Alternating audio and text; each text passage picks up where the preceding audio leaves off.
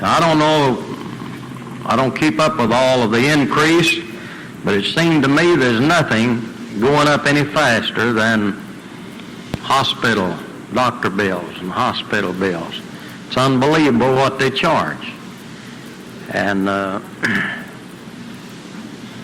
so we have to keep increasing it to stay on top of all of it.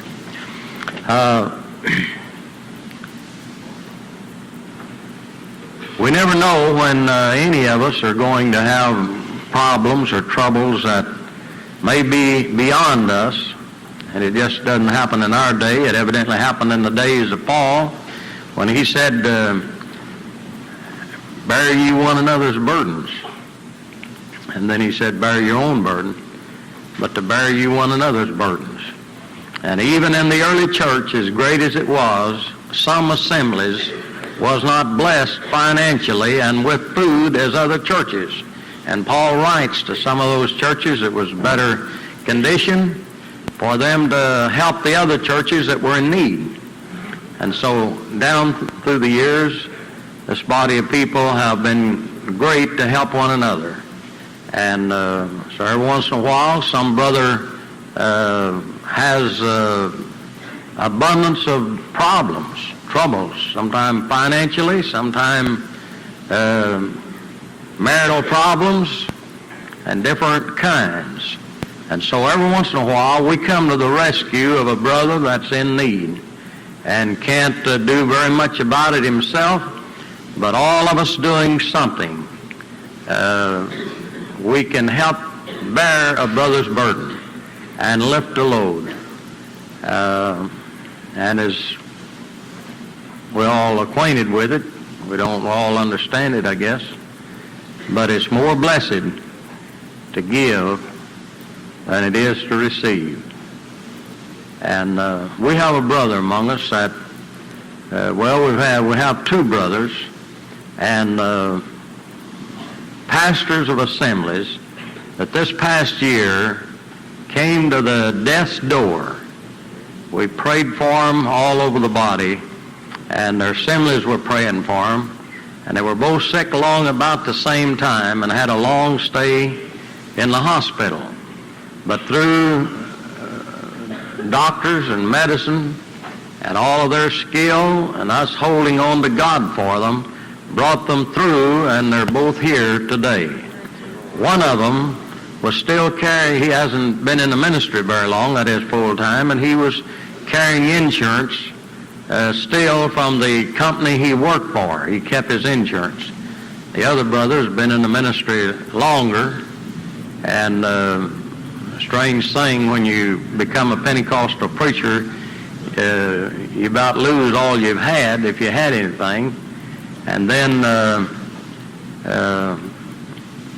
you don't get a whole lot.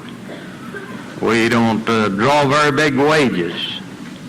You'd be surprised what little that many of these men, some of them are well taken care of, but how much they draw and how many long hours they work. I don't know about one of them. I've been in, I think, about everybody's assembly on this platform, and I don't know any of them that has an 8-hour office job in their church. People call any time of the night, any time of the day, no holidays, no Sundays, no Saturdays, no Sabbaths. They're just available at all times. And you hardly ever hear anybody complain about it. So for the hours we put in, it's more like days of WPA, 40 cents an hour or something. But we're just happy. Something about it when God calls you in this body and you become a minister and a shepherd over God's sheep. It is some kind of a strange thing takes place over you. Brother was testifying to me last night about when the Lord called him to the ministry, how he began to love the saints of God. He never had that before, but all of a sudden this happened to him. And I'll never forget, I've told it many times, in Springdale, Arkansas, when God made this gift more aware in my life of what I was to do. And I was sitting in Brother Merle's church down in Arkansas, and just we stood up and the Spirit was falling. And I looked out at the saints of God, and I started squalling, bawling. I just couldn't help it. It just shaking me. I just all of a sudden had such a love for God's people, for the sheep of God, to feed them, to take care of them, to take them in my heart. And from that day on, I was always aware when I look at God's people that tears are close by. I've studied their troubles along with all these other ministers and their problems and how fragile a child of God is, how easily they can be hurt. And Paul talked about the saints of God, they're like a nurse with her children. And so these men operate, I guess about like I do, is just as cheap as they can. To have clothes and a good car, a way to travel, because we have to go. I thought one point so powerfully brought out the first day of men saying they don't have money to go, and then claim they've got enough faith to get themselves out of the grave when they don't have enough faith to get money enough to come to the meetings. I thought that was a pretty hard blow, and we needed it. And some of us can judge the rest of you because we went when we didn't have any money. We never sat around and thought, well, can I go to this meeting? We sat around and thought, how am I going? I'm going, but how? And Don and I have got some tremendous testimonies of what God did to give us enough money to go to the camp meeting. And then he didn't always give us enough to get back, but we got back. I never did go when I didn't get back. Some of the trips was terrific. I rode with a mad preacher one time. Brother Souders made him so mad that he jumped up and said, I'm getting out of here, and that was my only ride back to Texas. And his two brothers, I think, here in this meeting, Pat and Paul Jones. And I was riding with Conrad. He was a cowboy, dressed in Tom Mix's latest. And but he is mad, brother, he is mad. And he had a big Lincoln car. And I sat in the back seat and prayed nearly all the way back to Texas. Because a man driving mad like that, he just don't much care. And but I was glad to get to go to the meeting and stay as long as I did. We had some outstanding testimonies how we got there. So I'm saying that some preachers needs help. And I started to say Brother Clyde Shaw had his insurance pretty well taken care of all of his bill. But and Brother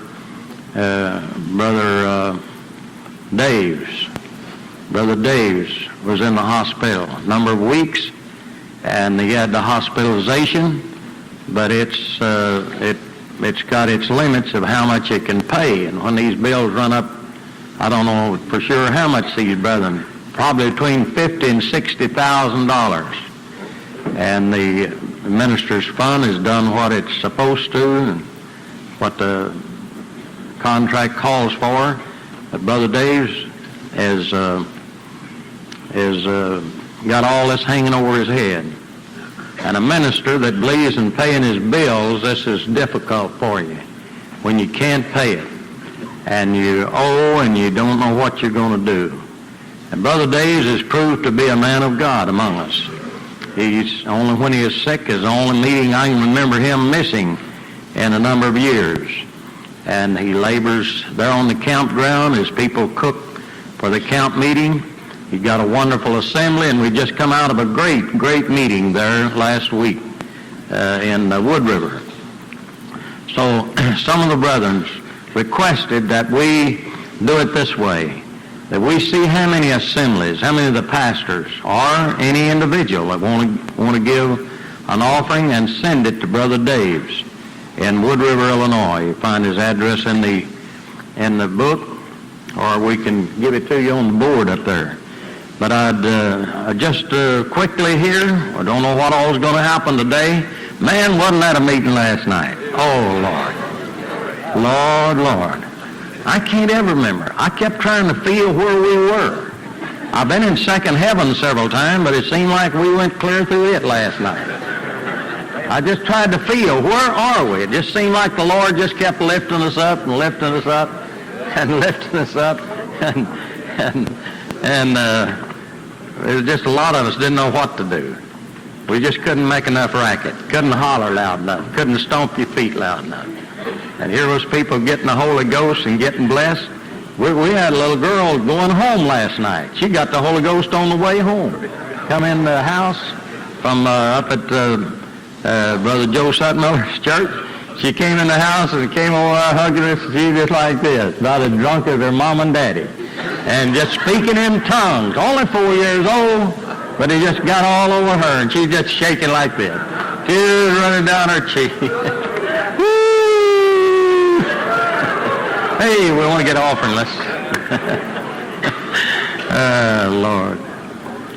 But thank y'all for cooperating last night. You blessed our visitors. You really blessed them. They didn't hardly know what to do. And I didn't know what else to do either. It's just so great and so wonderful. I guarantee you we'll be together again